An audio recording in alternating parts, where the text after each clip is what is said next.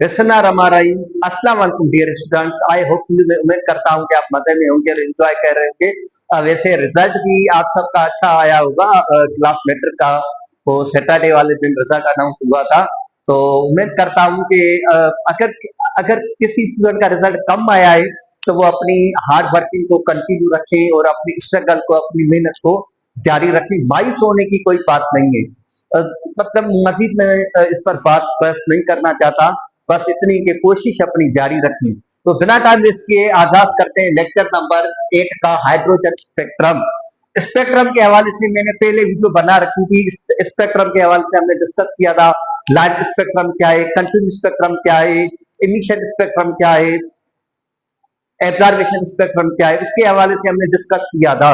आज हम hydrogen spectrum को बयान करने से पहले थोड़ा सा नजर यहाँ पे हम इलेक्ट्रोमैग्नेटिक रेडिएशन को बयान करेंगे।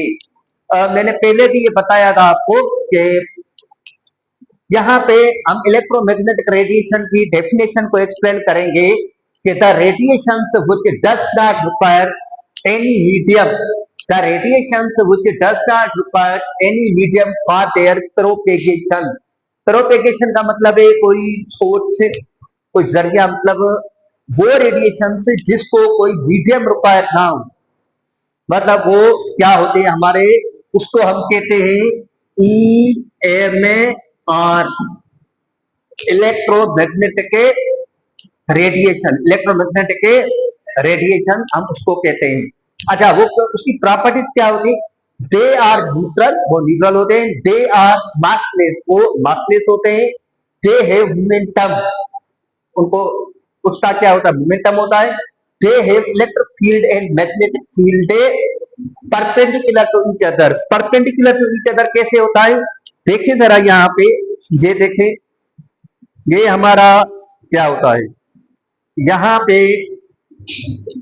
कोशिश कर रहा हूं कि मैं इसको, यहाँ पे क्या होता, वाई एक्सिस है, यहाँ पे होता है एक्स एक्सिस है, और ये जो बार चल रहा है ये क्या है हमारा? Z axis. तो यहाँ पे भी देखिए जरा, तो हमारी जो इलेक्ट्रोमैग्नेटिक रेडिएशन है एक्स एक्सिस है यहाँ पे, और यहाँ पे क्या है? वाई एक्सिस है, और यहाँ पे क्या है? जेड एक्सिस है। जेड एक्सिस पे क्या होता है? मैग्नेटिक फील्ड होती है जेड एक्सिस पे। और वाई एक्सिस पे, मतलब यहाँ पे देखिए क्या होता है हमारा? इलेक्ट्रिक फील्ड होता है, यहाँ पे इलेक्ट्रिक फील्ड है।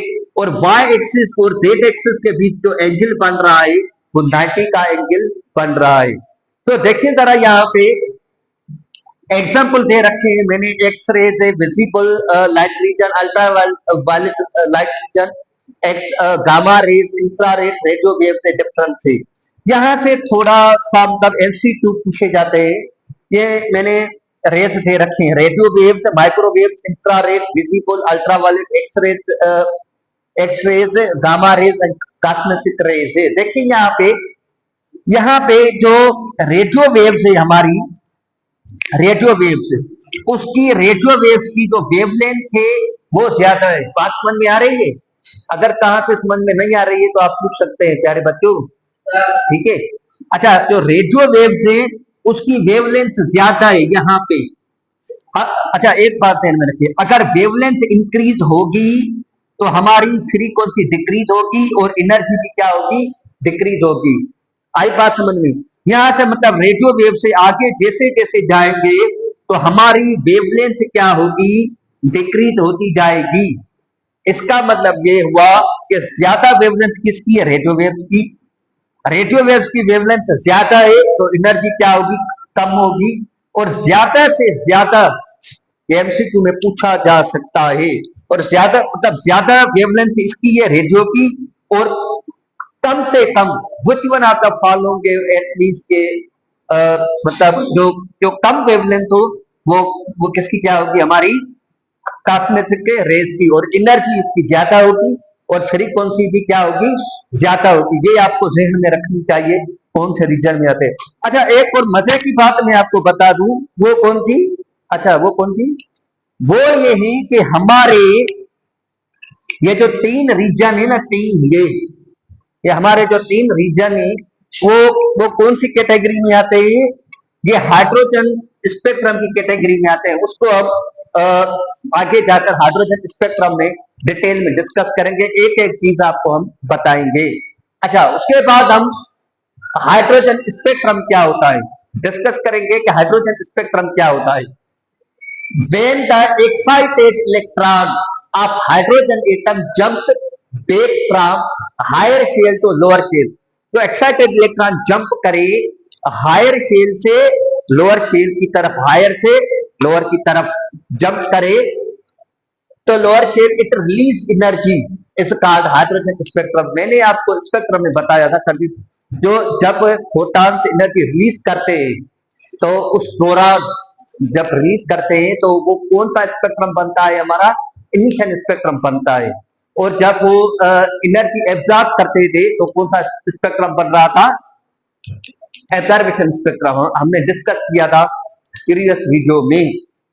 अच्छा, the hydrogen spectrum consist of the different line series. Line series किसको कहते हैं, हाइड्रोजन सीरीज किसको कहते हैं, आई बात समझ में। अच्छा, वो कौन सी सीरीज है, लाइमन सीरीज है, बामर सीरीज, बामर एल वो है साइलेंट रहेगी यहाँ पे, ये आपको ध्यान में रखना है। बामर सीरीज है, पास्टन सीरीज है, ब्रैकेट सीरीज है, टी फंड है। फंड नहीं, फंड नहीं बोलना है इसको, टी फंड क्या बोलना है, T fund series, T fund series. अच्छा, लाइमन और बामर सीरीज जो रिकॉर्ड की गई थी, टू सीरीज हाइड्रोजन की लाइम्स की, वो 1887 में। अब मजीद हम डिस्कस करेंगे कि हाइड्रोजन स्पेक्ट्रम कैसे बनता है, लाइमन सीरीज कौन से लाइन से कहां आता है, इलेक्ट्रॉन कहां से जंप करेगा, और इसके साथ वो जो एमसीक्यू बनेंगे वो भी हम डिस्कस करेंगे। आज तक के लिए इतना ही था। अपने टीचर गुलाम रसूल हिस्पानी को दीजिएगा इजाजत। मेरी अल्लाह ताला से दुआ है कि अल्लाह ताला आपके इल्म में इजाफा अता फरमाए। तो दुआ में याद रखिएगा, कर लेने के